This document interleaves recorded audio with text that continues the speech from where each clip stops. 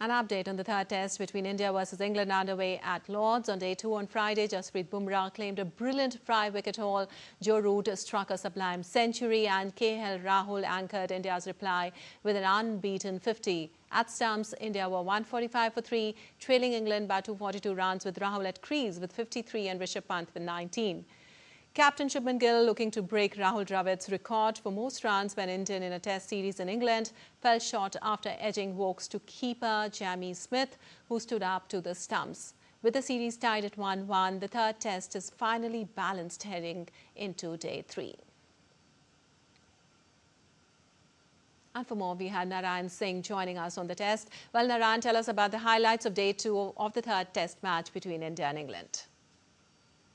It was a wonderful day and an exciting contest between bat and ball. We saw England scoring a good target on the board, and it was because of the Jamie Smith. And we saw in the first match, in the second match also, he was like a real threat to the India's chances. Otherwise, their score would have been very low. He scored a fantastic half century.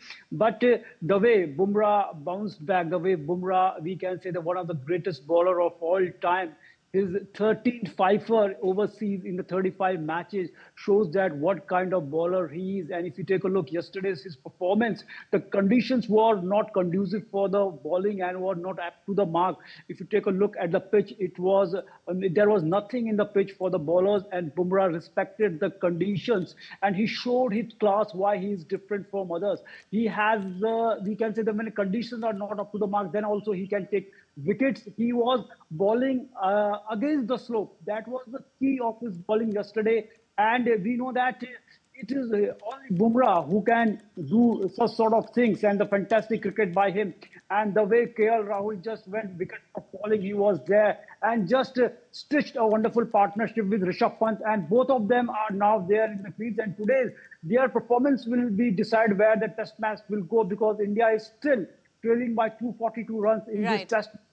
A lot will depend today how they play, and especially we know that yesterday there was a controversy regarding the Duke ball, Duke red ball, because it was because the ball was getting softer too early. Let's see what happens today as the game progresses.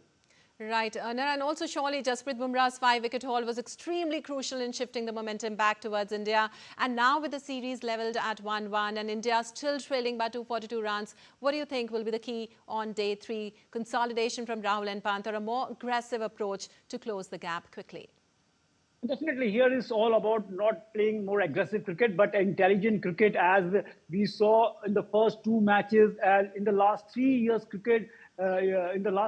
we saw England was playing Bazball. But in the third test match, they returned to the traditional cricket. They're back to the basics.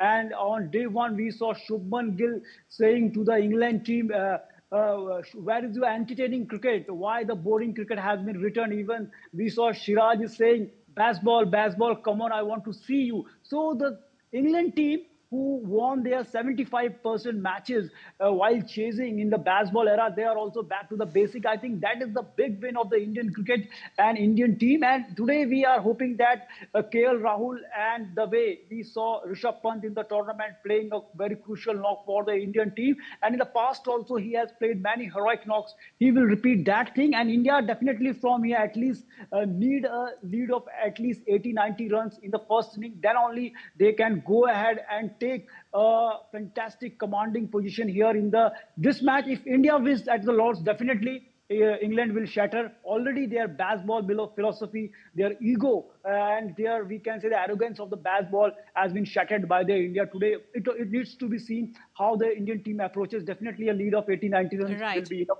to be there in the match. All right. Thank you so much, Narayan, for all those details.